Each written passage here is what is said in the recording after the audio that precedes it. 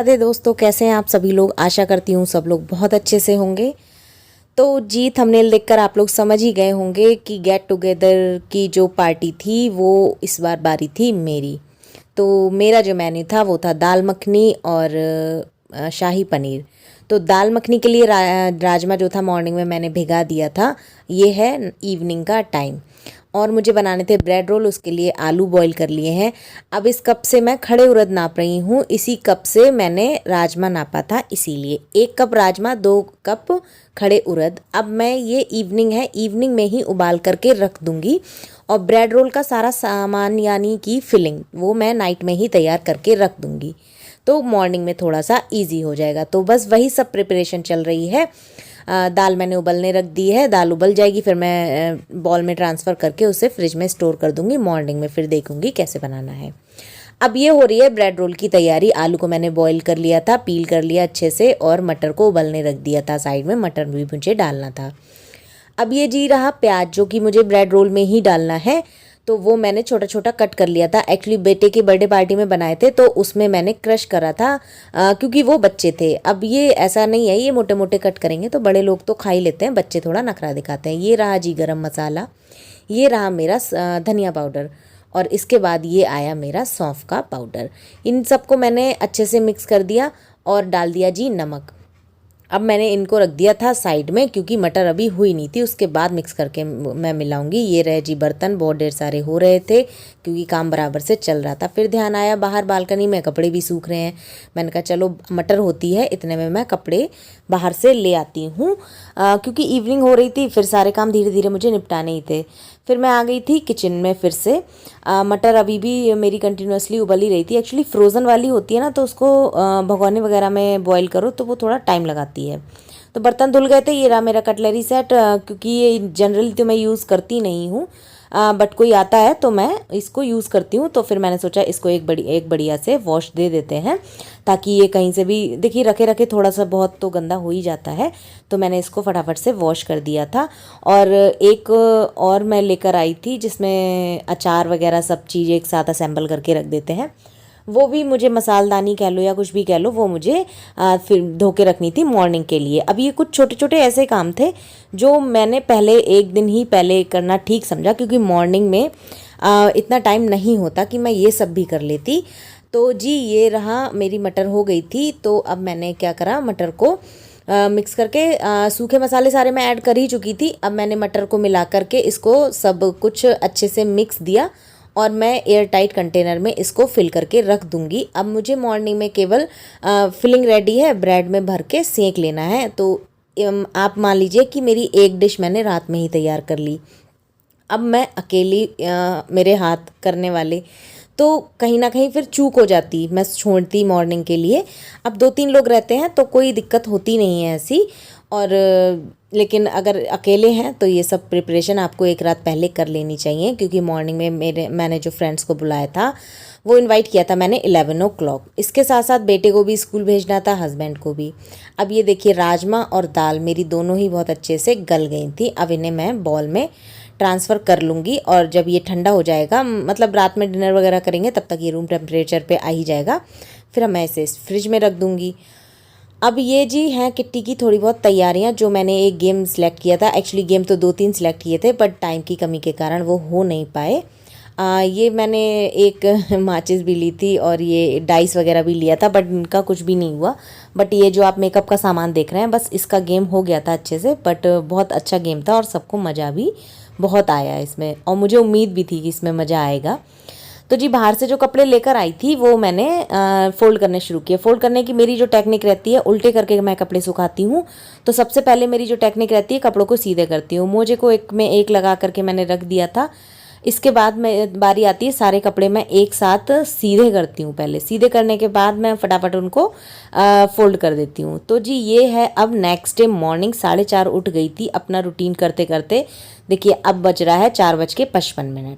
तो बाल वगैरह बनाने लगी थी, तो याद आया कि पहले मैं दाल दाल मखनी एक्चुअली कड़ कड़ के बनती है। कड़ कड़ के मतलब उसको जैसे कड़ी हम कड़ कड़ के बनाते हैं ना, इसी तरह ये दाल मखनी होती है। अगर ऑथेंटिक की बात करें तो दाल मखनी को 4 से 5 घंटे ढक करके पकाया जाता है, बट उतना तो टाइम नहीं था मेरे पास, तो मैंने लेकिन फिर भी 1 से 1.5 घंटा इसको गैस पर पकाया था।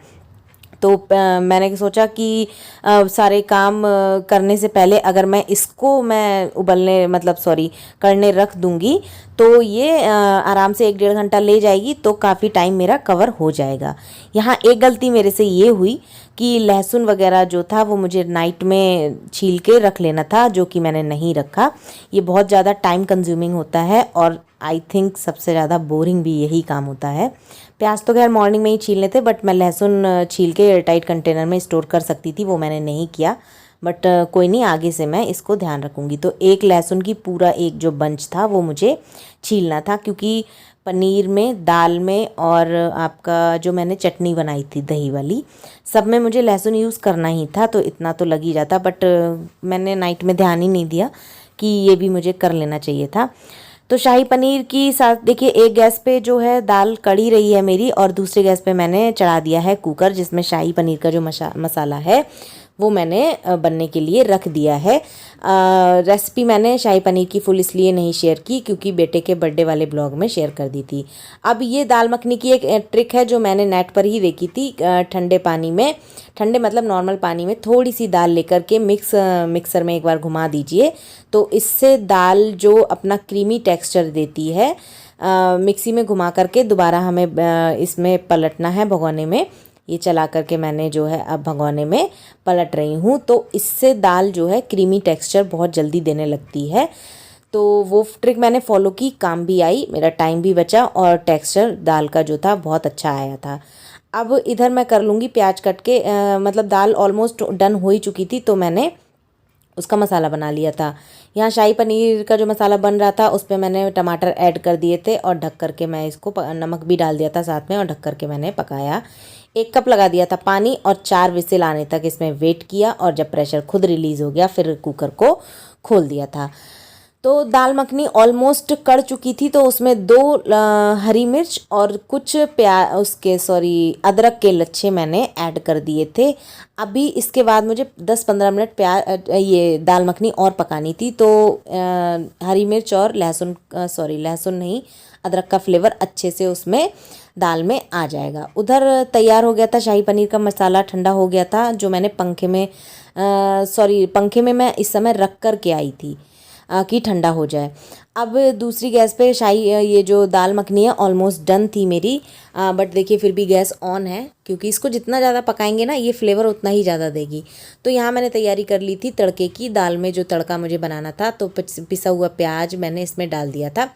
अब जब तक प्याज होगा, ये देखिए 5:40 का बेटे ने अलार्म सेट कर दिया है घड़ी में, तो वही मैं बंद कर रही थी। ये देखिए अब मैं इसको जो टमाटर है दाल के लिए वो मैं इसमें अब पीस लूँगी, क्योंकि प्याज अभी धीरे धीरे होगा, तो टाइम वेस्ट ना करते हुए मैंने टमाटर की प्यूरी बना ली। ये देखिए इसमें कितना प्यारा सा क्रीमी टेक्सचर जो है वो आने लगा है। अब प्याज हो चुका था, तो जो टमाटर का पेस्ट था वो मैंने ऐड कर दिया इसमें। अब इसी स्टेज पे मैं सारे सूखे मसाले जैसे नमक हो गया, धनिया पाउडर हो गया, आपका हल्दी हो गया, इसी स्टेज पे मैं पका लूँगी और ढक करके, क्योंकि टमाटर है टाइम लेगा, तो ढक करके पकाया। और ये दाल देखिए कितनी प्यारी बनकर आई है। और ये मसाला जो है मैं ले आई थी, ठंडा हो गया था। अब मैंने इसको पीस करके तैयार कर लिया है। इस समय आप देखिए मेरी तीनों गैस ऑन है, एक पे दाल कड़ रही है, दूसरे पे दाल का मसाला है, तीसरे पे आ गया शाही पनीर। अब शाही पनीर मैंने बनाया था देसी घी और बटर में, 2 चम्मच देसी घी, उसके बाद आप समझ लिए 2 चम्मच के ही करीब मैंने बटर इसमें ऐड कर दिया था। अब क्योंकि टेक्सचर जो था मैंने बेटे के बर्थडे पे बनाया था, बहुत अच्छा आया था देसी घी में बनाने से, तो वही मैंने फॉलो किया इस बार भी। अब इसको धीरे धीरे ढक करके मैं पकने दूंगी, और जब तक मेरा मसाला जो है, बीच बीच में मैं चलाती जा रही थी, दाल को भी, मसाले को भी, और इधर शाही पनीर के भी मसाले को मैं चलाती जा रही थी। अब ये जो है ना पनीर की सब्ज़ी, इसमें मैं ऐड करूँगी हल्दी, धनिया पाउडर, और बस इसमें और कुछ नहीं ऐड किया था, क्योंकि नमक मैं पहले जो टमाटर गलने डाले थे कुकर में तब मैं डाल चुकी थी। अब मैंने इसको ढक दिया है। उधर मेरी जो है कढ़ाई चढ़ी हुई थी दाल मखनी के मसाले की, तो वो ऑलमोस्ट डन हो गया था मसाला।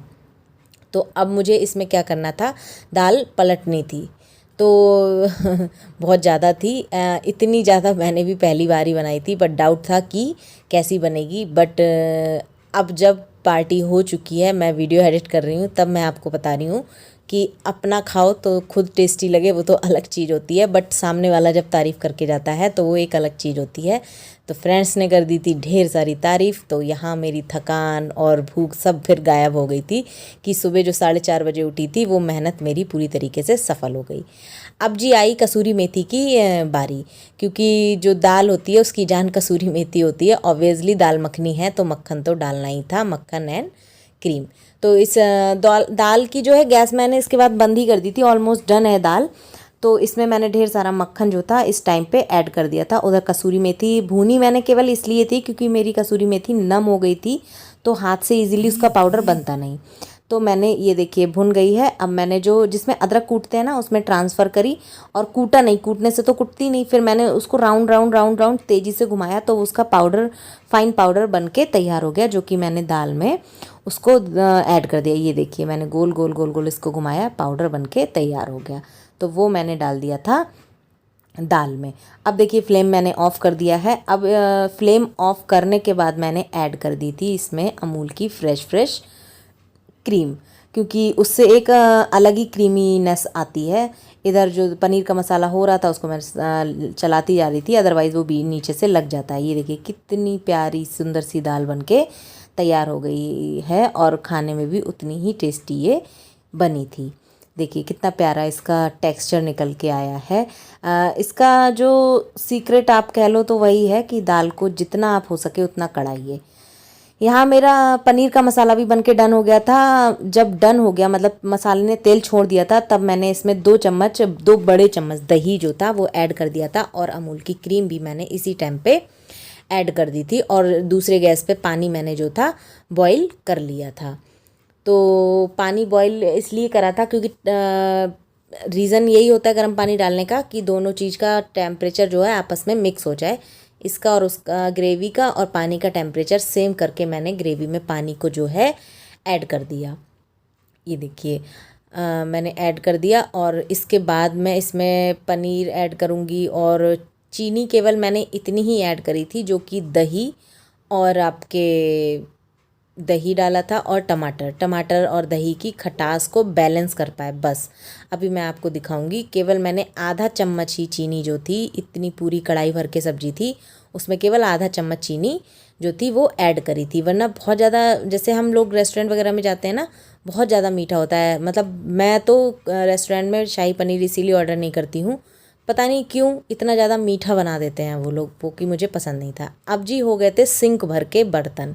मैंने भी बर्तनों की टेंशन नहीं ली थी, क्योंकि मेरा मोटिव जो था वो ये था कि बेटे के जाने से पहले मेरी दोनों सब्जियां तैयार हो जाएं, तो जो कि हुआ भी पॉसिबल। बेटा जब स्कूल गया था उससे पहले पहले मैं किचन से पूरी तरीके से फ्री हो गई थी। सब्जियां मेरी दोनों तैयार हो गई हैं। यहाँ देखिए मैंने बर्तन भी फटाफट से साफ़ कर लिए। अब बारी आती है काउंटर टॉप की, क्योंकि दोनों तरफ काम चल ही रहा था, इस पे भी उस पे भी, तो दोनों ही अच्छे खासे गंदे हो गए थे। ये भगोना बड़ा वाला जो रखा है वो रखा है दाल मखनी का, और यहाँ मैं शिफ्ट कर दूँगी कढ़ाई पनीर भी। अब गैस मेरी खाली हो गई है अच्छे से। दीवार को भी साफ़ कर दिया, क्योंकि जितना तड़का बनता है दीवार को सारा टेस्ट करने को मिलता है। आप कुछ भी बनाइए, दीवार सब कुछ टेस्ट कर लेती है हमारी। तो उसको साफ़ करना बहुत ज़्यादा ज़रूरी हो जाता है, वरना वो देख देख के ना मैसीपन फील होता है। कि आप सब कुछ साफ़ कर दीजिए, दीवार मत साफ़ करना, तो आपको फिर भी फीलिंग यही आएगी कि किचन गंदी है। तो अब पीछे का काउंटर टॉप मैंने बहुत अच्छे से क्लीन कर दिया था। अब मैंने दीवार कर दी, गैस के नीचे भी एक बढ़िया सा कपड़ा मार दिया था ताकि कहीं भी गंदगी ना रह जाए। अब साफ़ करने के बाद मैंने बर्नर्स को फिर से सेट कर दिया था। अब बारी आती है आटा गूँधने की। आटे में मैंने एज सच थोड़ा सा नमक, अजवाइन केवल मैंने इसलिए डाली थी ताकि जो इतना हैवी हम खाएंगे तो अजवाइन पाचन के लिए अच्छी होती है। बिल्कुल हल्का सा ऑयल, और सबको एक बहुत बढ़िया सा मिक्स दे दूंगी ताकि सारी चीज़ें इवनली स्प्रेड हो जाएं, ताकि कोई चीज़ ऐसी ना हो नमक कहीं ज़्यादा रह गया, ऑयल कहीं ज़्यादा रह गया। अब धीरे धीरे पानी डाल करके मैं आटे को बहुत अच्छे से नीड कर लूँगी। ये देखिए आटा ना तो मैंने बहुत ज़्यादा टाइट गूँधा था और ना ही बहुत ज़्यादा पतला। अब एक सूखे साफ कपड़े से इसको ढक दिया था। अब धीरे धीरे तैयारी हो रही थी बेटे के स्कूल जाने की। अच्छा, उसको लंच पैक करके दे दिया था। उसके बाद मैंने करी थी पूरे घर की क्लीनिंग बहुत अच्छी वाली। और हस्बैंड का जो लंच था वो अभी पैक नहीं किया था पूरी के। तो जी व्लॉग हो जाता बहुत ज़्यादा लंबा, तो मैंने यहीं तक शूट किया था। अब आफ्टर किट्टी जो घर फैलता है या जो भी होता है उसका व्लॉग मैं नेक्स्ट पार्ट में आपको दिखाऊंगी। तब तक आप इस व्लॉग को ढेर सारा प्यार दीजिए। अब मैं मिलती हूँ कल एक नए व्लॉग के साथ पूरी किट्टी रूटीन के